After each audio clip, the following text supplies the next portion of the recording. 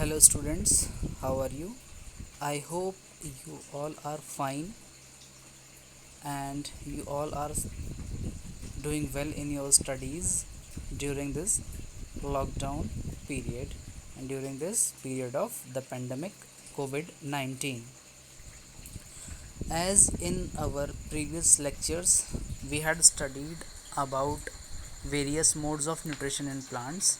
Now we are going to study the another mode of nutrition, that is saprotropic mode of nutrition in this class. So let's begin. What are saprotropes? You might have seen packets of mushrooms sold in the vegetable market. आप लोगों ने सब्जी market में, जो सब्जी बाज़ार होता है, वहाँ पर आपने मशरूम की पैकेट देखी होगी. You may have also seen fluffy umbrella like patches growing on rotting would during the rainy season.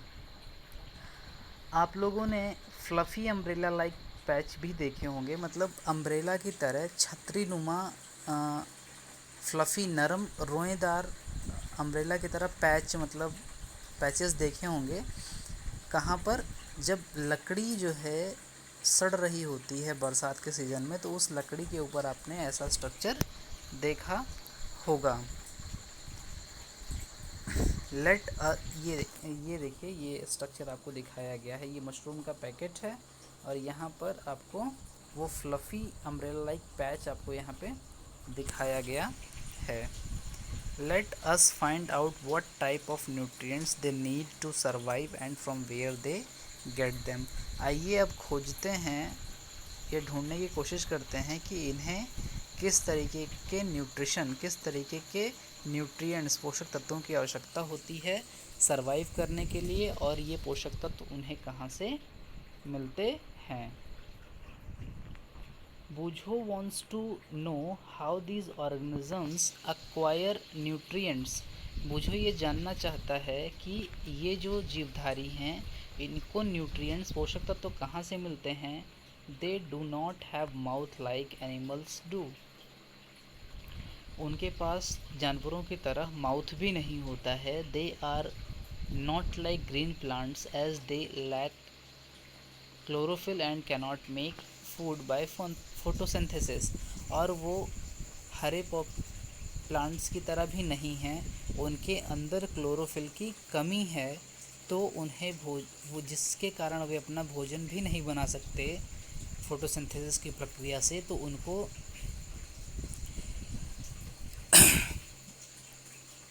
Nutrients कहाँ से मिलते हैं.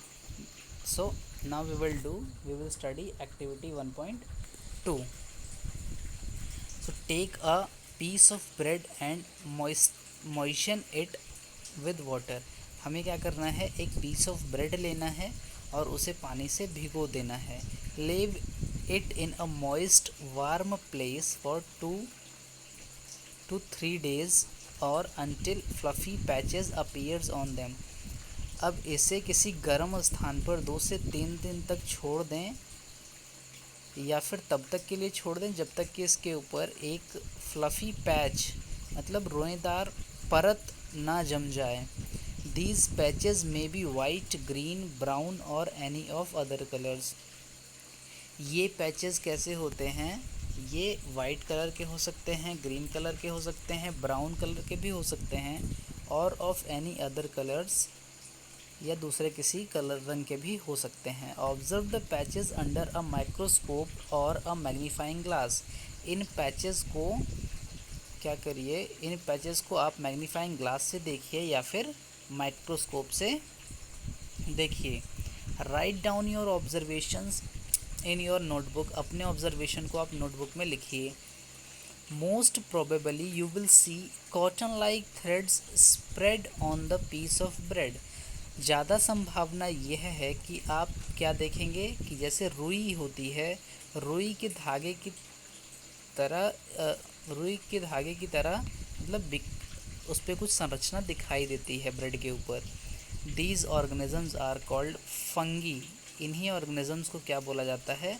फंगी बोला जाता है। मतलब ब्रेड के ऊपर आपने ये तो देखा होगा कि जब किसी आपकी टिफ़िन, ये तो आप सभी ने अनुभव किया होगा, जो जब आप टिफ़िन स्कूल लेके आते हैं और उसका भोजन, उसका जो उसके अंदर जो खाना रखा हुआ होता है, उसको रोटी जो रखी हुई होती है उसको आप खाना भूल जाएं और अगले 2-3 दिन तक छुट्टी हो और घर में उसको बैग से निकालना भी भूल जाएं, तब रोटी के ऊपर आप देखते हैं कि डिफरेंट कलर की कुछ परत आ जाती है, ठीक है, और रोटी ख़राब हो गई होती है। उसी परत को क्या बोला जाता है, जब उसको हम माइक्रोस्कोप से देखते हैं तो वो रुई की तरह का स्ट्रक्चर कुछ हमें दिखाई देता है, उसी को क्या बोला जाता है, फंगी बोला जाता है, या फिर हिंदी में इसको क्या कहते हैं, कवक कहते हैं। They have a different mode of nutrition, उनका मोड ऑफ न्यूट्रिशन क्या होता है, वो अलग होता है। They secrete digestive juice on the dead and decaying matter, तो डेड और डिकेइंग मैटर के ऊपर वो क्या करते हैं, डाइजेस्टिव जूस का सेक्रेशन करते हैं, and convert it into a solution, और उसको वो एक सॉल्यूशन में कन्वर्ट कर देते हैं।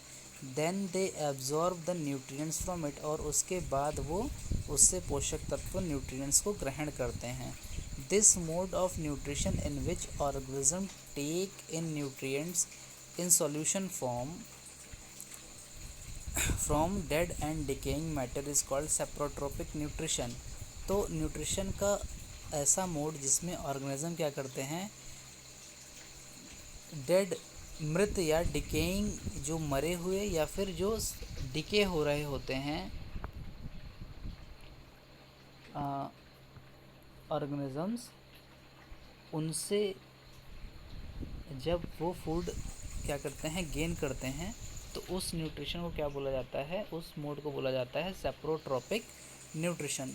Plants which uses saprotrophic mode of nutrition are called saprotrophs, और ऐसे प्लांट्स जो क्या करते हैं, सेप्रोट्रोपिक मोड ऑफ न्यूट्रिशन अपनाते हैं, उनको बोला जाता है saprotrophs. Fungi also grow on pickles, अचार के ऊपर भी आप लोगों ने देखा होगा कि फंगी ग्रो हो जाती है। लेदर क्लॉथ्स, लेदर के ऊपर, मतलब लेदर से जो आपके डेली यूज़ के सामान बने हुए होते हैं, जैसे आपका लेदर का जूता हो गया, अगर आप उसको किसी गीले स्थान पर कुछ दिन के लिए रख देंगे तो उसके ऊपर फंगी जो है वो आ जाती हैं।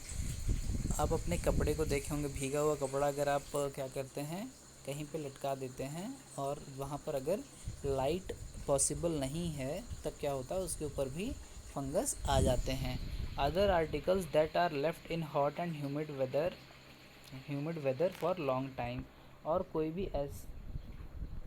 भी ऐसा आर्टिकल जिसको हम कहाँ पे छोड़ देते हैं, कहाँ पे रख देते हैं, जहाँ पर गर्मी हो और ह्यूमिड वेदर हो, ठीक है, तो ऐसी जगहों पर क्या होता है, आपका फंगस वहाँ पे जनरेट हो जाते हैं। पहली is need to know whether her beautiful shoes which she wore on special occasion were spoiled by fungi during the rainy season.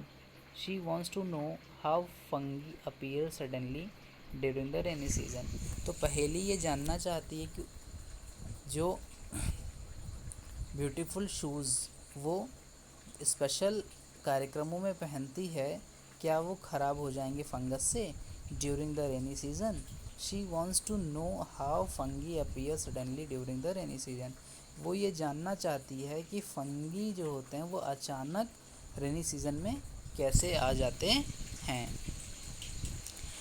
बूझो says once his grandfather told him that his wheat field was spoiled by a fungus. बूझो बोलता है once his grandfather told him that wheat fields are spoiled by a fungus, कि उसके जो गेहूं के खेत हैं वो भी फंगस के इफ़ेक्ट से क्या हो गए हैं, ख़राब हो गए हैं, बर्बाद हो गए हैं। He want to know if fungi cause diseases also. वो ये जानना चाहता है क्या फंगस से डिजीज़ भी होती हैं। पहेली told him that many fungi like yeast and mushrooms are useful, but some fungi causes diseases in plants, animals and humans. तो पहेली जो उसकी बड़ी बहन है वो उसे बताती है कि कुछ फंगी जैसे कि ईस्ट हो गया,